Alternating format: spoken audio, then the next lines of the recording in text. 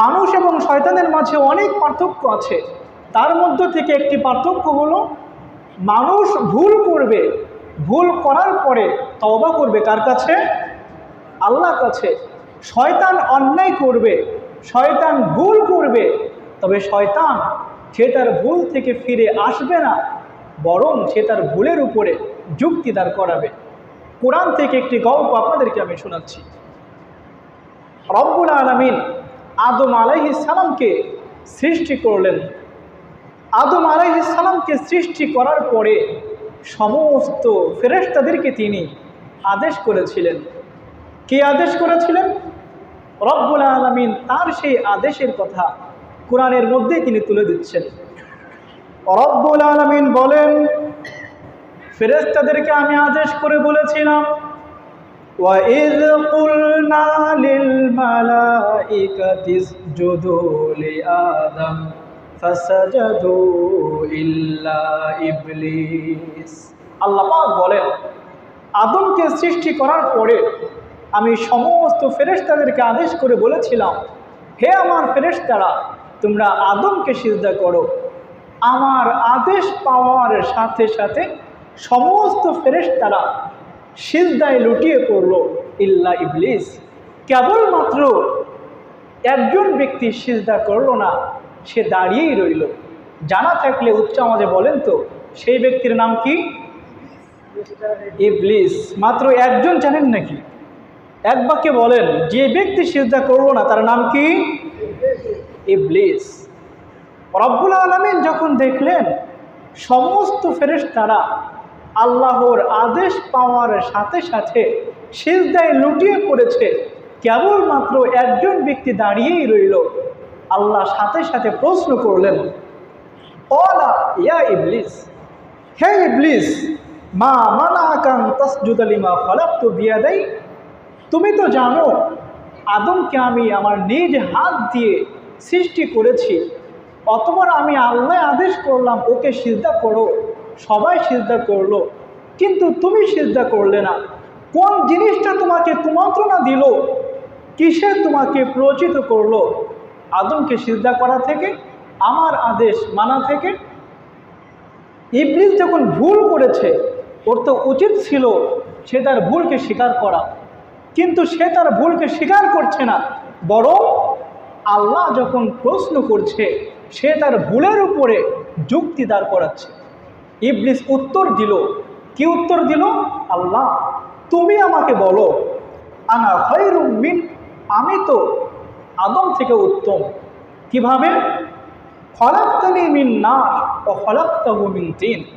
তুমি তো আমাকে বানিয়েছ আগুন দিয়ে, আর আদমকে বানিয়েছ তুচ্ছ মাটি দিয়ে, সুতরাং আগুনের তৈরি হয়ে আমি কিভাবে একটা তুচ্ছ মাটিকে আমি সিজদা করতে পারি? আল্লাহ তুমিই বলো, এটা কি যুক্তিতে ধরে? চিন্তা করে দেখেন, একে তো চুরি, তার উপরে আবার সেনা চুরি। অন্যায় তো করেছে, কোথায় সে তার ভুলকে স্বীকার করবে তা না, বরং সে তার ভুলের উপরে যুক্তি দাঁড় করাচ্ছে। প্রিয় ভাইরা, কিন্তু বলেন, আল্লাহর আদেশের সামনে কখনো যুক্তি চলে? আপনি জোহরের নামাজটা পড়তে পারেন নাই, জিজ্ঞেস করা হলো, মিয়া নামাজটা আপনি কেন পড়েন নাই? আপনার তো বলা উচিত যে হুজুর আসলে কাজের যে চাপ, এটা বলা উচিত। আপনি বলবেন, না হুজুর, নামাজটা সময় মতো পড়ার কথা ছিল, কিন্তু পড়তে পারি না, আল্লাহ মাফ করুক। নিজের ভুলটা আপনি স্বীকার করবেন, কিন্তু না, আপনি কি বলছেন? হুজুর কাজের যে চাপ, কিভাবে নামাজটা পড়ব? আপনিও তো মিয়া শয়তানের মতো যুক্তি দাঁড় করালেন। আপনার কাজ আগে নাকি আল্লাহর হুকুম আগে? আগে কোনটা? আল্লাহর হুকুম। তো ইবলিস সে যুক্তি দাঁড় করাচ্ছে, আল্লাহ কিভাবে আমি আদমকে সিজদা করব বলো? তুমি আমাকে বানিয়েছো মাটি দিয়ে, আগুন দিয়ে, আর আদমকে বানিয়েছো মাটি দিয়ে, সুতরাং আগুনের তৈরি হয়ে আমি কিভাবে তুচ্ছ মাটিকে সিজদা করব? সকলের সাথে কি তর্ক করা শোভা পাই? রব্বুল আলামিন ইবলিসের সাথে তিনি তর্কে জড়ালেন না। রব্বুল আলামিন সরাসরি ইবলিসকে তিনি অর্ডার করলেন। রব্বুল আলামিন বলেছিলেন, ক্বালা খরুজ মিনহা মাযউমান মাদহুরা, তুই একে তো অন্যায় করলি, কোথায় তুই তোর অন্যায়কে স্বীকার করে অনুতপ্ত হয়ে আমার কাছে ক্ষমা প্রার্থনা করবি, সেটা না করে বরং তুই তোর ভুলের উপরে যুক্তি দাঁড় করাচ্ছিস। সুতরাং শুনে রাখ, এখান থেকে তুই বের হয়ে যা। আর এখান থেকে বের হয়ে যাওয়ার পূর্বে ভালো করে শুনে যা, লামান তাবিআকা মিনহুম লামলাআন্না জাহান্নামা মিনাল জিন্নাতি ওয়ান নাসি আজমাইন। আর মানুষের মধ্য থেকে যারা তোকে অনুসরণ করবে, যারা তোর মতো ভুল করে অনুতপ্ত না হয়ে তোর মতোই তারা তাদের ভুলের উপরে যুক্তি দাঁড় করাবে, আমি ওই মানুষদেরকে আর ওই জিনদেরকে একত্রিত করে তোরই সাথে আমার জাহান্নামে আমি নিক্ষেপ করে দিব। সুতরাং প্রিয় ভাইয়েরা, এইটা থেকে বোঝা যায় যে শয়তান ভুল করেছিল, সে কিন্তু তার ভুল থেকে ফিরে আসে নাই, এখনও সে তার ভুলের উপরে অটল রয়েছে। তো এটা হচ্ছে শয়তানের স্বভাব।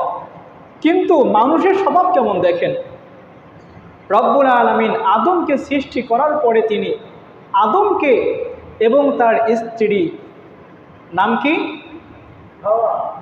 আদম আলাইহিস সালামের স্ত্রীর নাম কি? হাওয়া।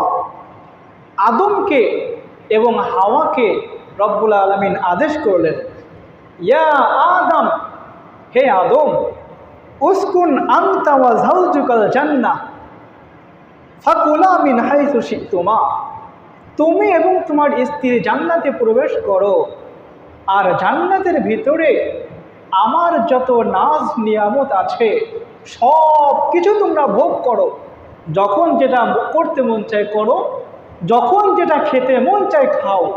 তবে মনে রেখো, ওয়ালা তাকরাবা হাযিহিশ শাজারা, ওই যে গাছটি তোমরা দেখতে পাচ্ছ, ওই গাছের কাছে কিন্তু ভুলেও যেও না। যদি গাছের কাছে যাও আর গাছের ফল যদি ভক্ষণ করো, তাহলে কি হবে? ফাতাকুনা মিনাজ জালিমিন, তোমরা কিন্তু জালেমদের অন্তর্ভুক্ত হয়ে যাবা। আদেশ করলেন কে? আল্লাহ। আদম হাওয়া জান্নাতের ভিতরে প্রবেশ করলো, তারা সুখে শান্তিতে জান্নাতের মধ্যে বসবাস করতে লাগলো।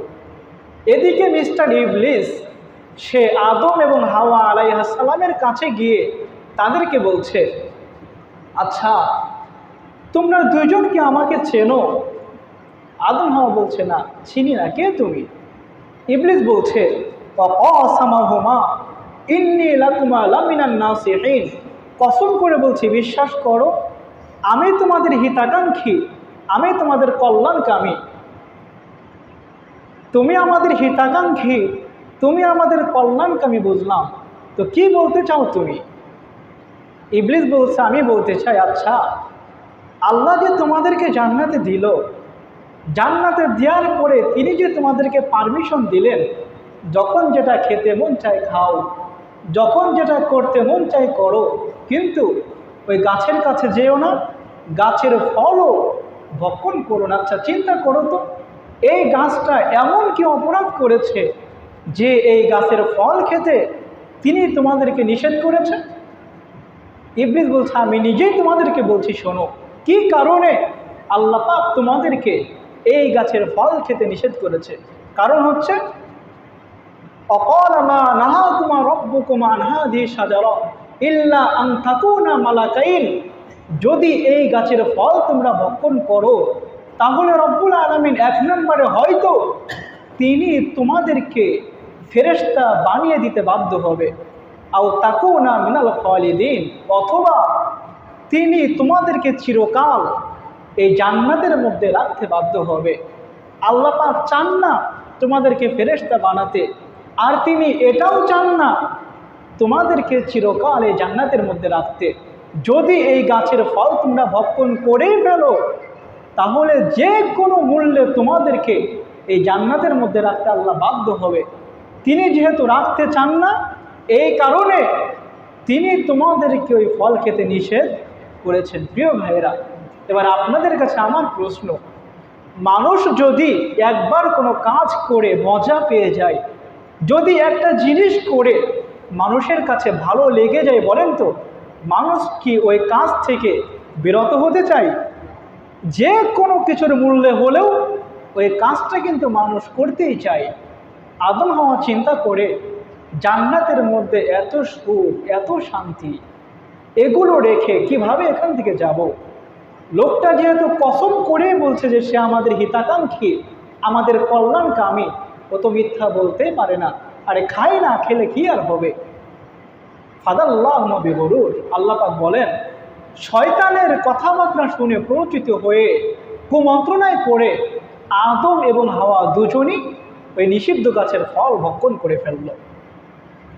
যখন উভয়ে নিষিদ্ধ গাছের ফল ভক্ষণ করে ফেলেছে, রব্বুল আলামিন এমন সময়ে আদম এবং হাওয়াকে ডাক দিয়ে বললেন, আলাম আনহা কুমা আনতিল কুমার সাজাও, হে আদম হাওয়া, আমি কি তোমাদেরকে কঠিনভাবে এই আদেশ করি নাই? জান্নাতে যখন যেটা খেতে মন চায় খাও, যখন যেটা করতে মন চায় করো, কিন্তু খবরদার ওই গাছের ফল ভক্ষণ করো না। কেন তোমরা শয়তানের কুমন্ত্রণায় পড়ে ওর কথায় প্রচলিত হয়ে কেন তোমরা ওই গাছের ফল ভক্ষণ করতে গেলে? ওয়া আকুল লাকুমা ইন্না শাইতানা লাকুমা আদুউম মুবিন, আর আমি কি তোমাদেরকে এটাও জানিয়ে দেই নাই যে ওই শয়তান ও তো তোমাদের প্রকাশ্য শত্রু? তবুও কেন তোমরা ওর কথা শুনে ধোঁকায় পড়তে গেলে? সম্মানিত প্রিয় ভাইয়েরা, রব্বুল আলামিন আদম এবং হাওয়াকে জান্নাত থেকে বের করে দিলেন। মনে আছে আপনাদের? ভুল কিন্তু শয়তানও করেছিল, এদিকে আদম হাওয়াও ভুল করেছে। তো রব্বুল আলামিন যখন আদম হাওয়াকে জান্নাত থেকে বের করে দিয়েছেন, দীর্ঘদিন ধরে তারা উভয়ে আল্লাহর কাছে কান্নাকাটি করতে লাগলো। একটি সময়ে রব্বুল আলামিনের দয়া মায়া কাজ করলো। রব্বুল আলামিন বলছেন, ফাতালাক্কা আদম মির রব্বিহি কালিমাতিন ফাতাবা আলাই, অতঃপর আমি আদমকে কয়েকটি বাক্য শিখিয়ে দিলাম যেন আদম এবং হাওয়া ওই বাক্যগুলির মাধ্যমে আমার কাছে তওবা করতে পারে। কি ছিল সেই বাক্য? রব্বুল আলামিন সূরাত আল আরাফ, আরাফের মধ্যে তিনি সেই বাক্যগুলির কথা তুলে দিয়েছেন। কি ছিল সেই বাক্য? রব্বানা যালামনা আনফুসানা ওয়া ইল্লাম তাগফির লানা ওয়া তারহামনা লানাকুনান্না মিনাল খাসিরিন। কি এই বাক্যের অর্থ? আদম হাওয়া তারা আল্লাহর কাছে বলেছিল, রব্বানা, হে আমাদের পালনকর্তা, হে আমাদের প্রতিপালক, যালামনা আনফুসানা, আমরা তো শয়তানের ধোঁকায় পড়ে তোমার আদেশকে অমান্য করে আমরা আমাদের নিজেদের প্রতি জুলুম করে ফেলেছি। ওয়া ইল্লাম তাগফির লানা ওয়া তারহামনা, তুমি যদি আমাদের প্রতি রহম না করো আর তুমি যদি আমাদেরকে ক্ষমা না করো, লানাকুনান্না মিনাল খাসিরিন, তাহলে তো আমরা ক্ষতিগ্রস্তদের অন্তর্ভুক্ত হয়ে আমাদেরকে জাহান্নামে প্রবেশ করতে হবে। সুতরাং তুমি আমাদেরকে মাফ করে দাও। শয়তান যেমন যুক্তি দাঁড় করিয়েছিল, আদম হাওয়া কি কোনো যুক্তি দাঁড় করিয়েছে? নাকি সরাসরি আল্লাহর কাছে ক্ষমা চাইল? সরাসরি ক্ষমা চেয়েছে। রব্বুল আলামিন তাদের দুইজনকে ক্ষমা করে রব্বুল আলামিনের নেককার বান্দাদের অন্তর্ভুক্ত বানিয়ে নিলেন। সুবহানাল্লাহ।